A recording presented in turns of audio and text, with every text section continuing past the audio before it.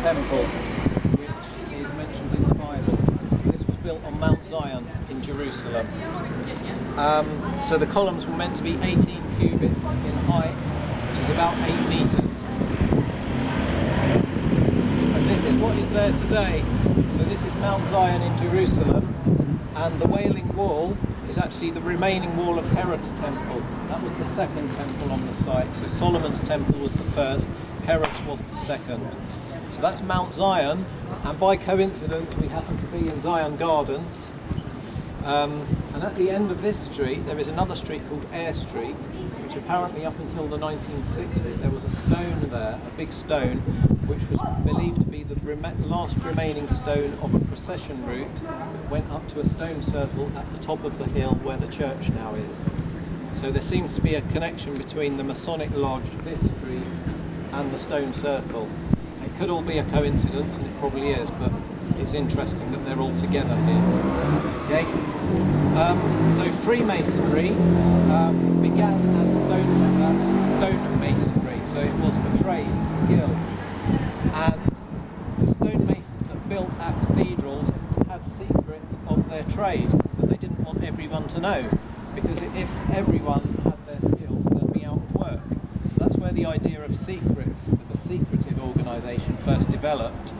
But when it became Freemasonry, it was much more esoteric, and the secrets were not so much physical secrets of the trade, but secrets of how to achieve power and enlightenment. Okay, this is all theory, by the way. There's no way of knowing for sure because it is all secret. Okay, you probably know that the Masons are famous for receiving conspiracy theories because they have so many secrets. They perform their rituals within big halls with no windows, so no one can see what's going on, and that leads people to speculate and say, what's going on in there?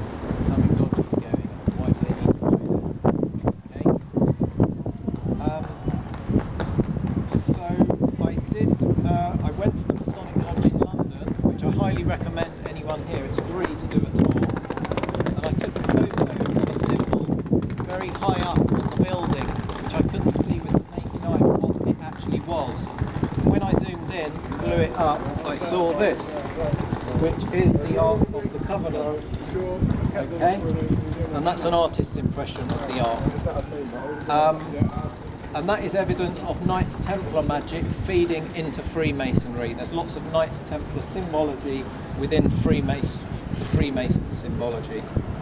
So they were carrying that magic through, and it's not only believed to go back to Jerusalem, it's believed that even the Egyptians and the Greeks and even the mythical city of Atlantis was the origin of Freemasonry. Basically it's a magic, okay, and it feeds through, and it still exists in the city of London today in the form of the Knights Templar magic. That's the theory.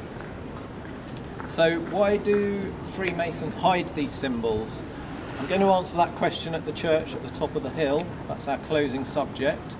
But first, has anyone here been to Bath before? A few people, okay, so you will know some of the architecture. The circus, the big round building, and the Royal Crescent, and at the bottom of the hill is a big square called Queen Square. So the circus, the Queen Square, the street pattern, was laid out by a man called John Wood, who was a mason. Masons like to hide their symbols in the streets and buildings, so if you join those things up, you get a key. Okay, it's a Masonic symbol. It represents access to knowledge and power.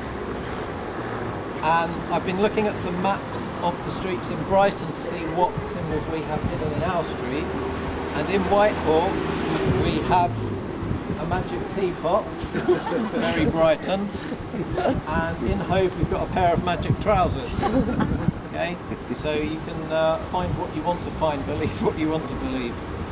There you go. So that's Freemasonry. We're now going to finish the tour at the church at the top of the hill and tie a few ideas together and reach a conclusion. Okay.